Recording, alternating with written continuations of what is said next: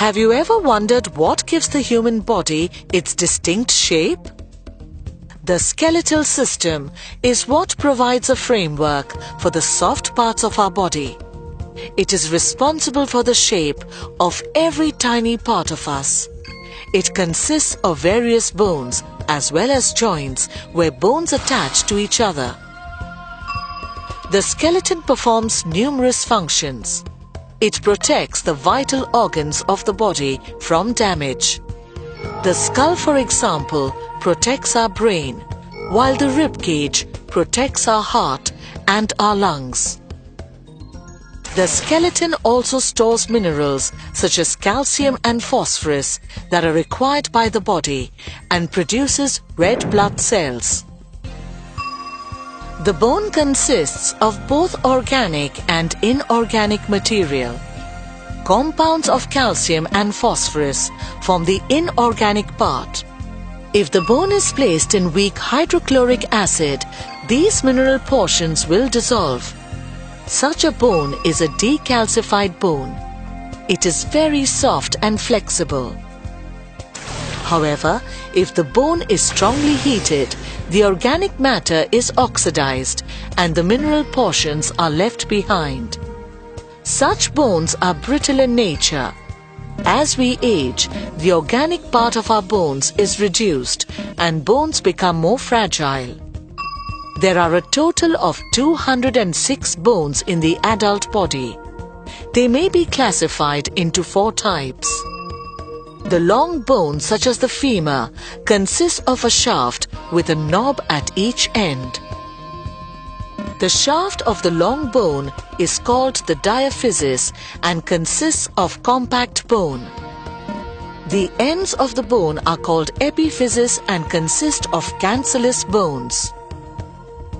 The long bone is highly calcified and consists of bone cells or osteocytes arranged in concentric rings. The external surface of the bone is covered by a membrane called the periosteum. It is richly supplied with blood vessels. Within the main shaft is a cavity called the medullary cavity. This cavity contains bone marrow which stores fat.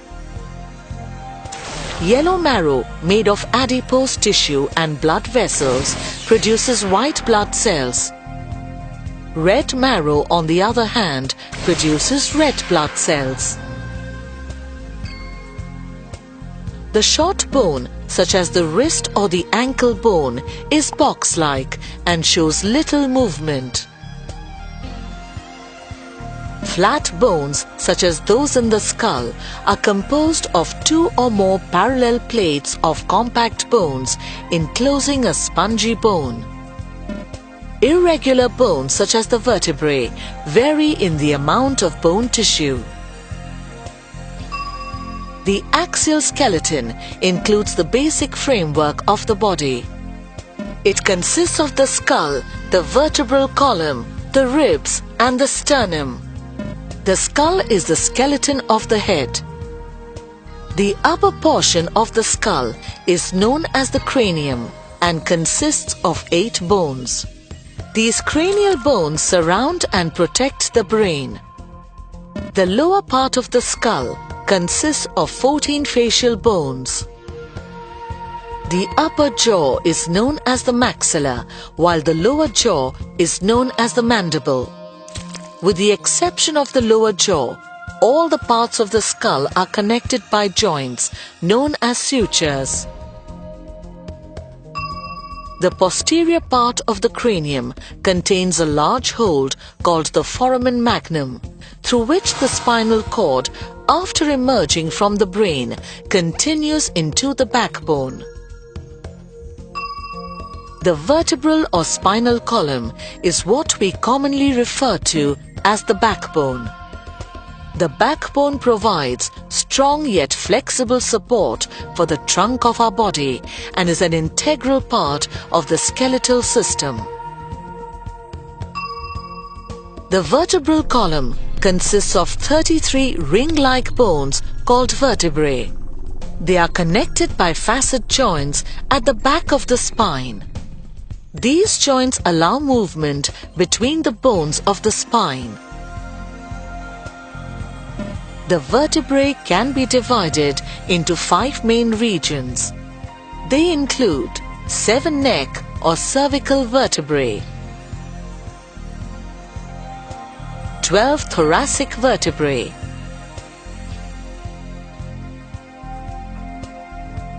5 lumbar vertebrae, 5 sacral vertebrae, and 4 coccygeal vertebrae. The vertebrae of the sacral and coccygeal regions are joined in the adult body to form 2 fused bones known as the sacrum and the coccyx. The anterior portion of each vertebra is cylindrical in shape and is known as the centrum. The posterior portion of the vertebra is referred to as the neural arch. The neural canal is formed by the union of 2 neural arches arising from the sides of the centrum. The spinal cord runs through the neural canal. The spinous process or the neural spine is a flat longitudinal ridge projecting upwards from the meeting point of the 2 neural arches. These arches bear articular facets that help in joining the 2 vertebrae. The vertebrae are separated from each other by an intervertebral disc. This disc acts as a cushion and helps in absorbing any shocks. Let us take a closer look at the vertebral regions of the backbone.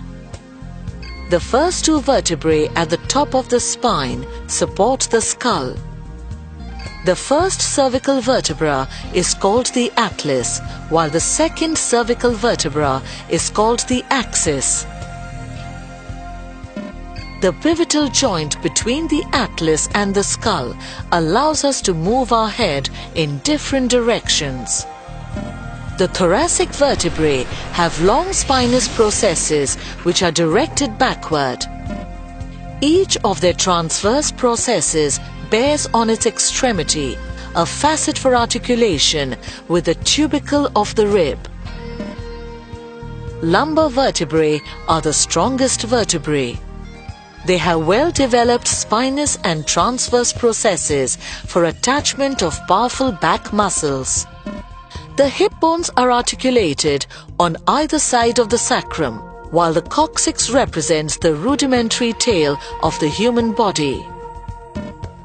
You will notice that the backbone of the human body is curiously shaped. It is curved in a particular way. This curve allows us to maintain balance and also absorb any shocks or pressure from physical activities or movements. Along with the thoracic vertebrae, 12 pairs of ribs form what is known as the rib cage. The rib cage is essential in protecting the vital organs such as the heart and the lungs.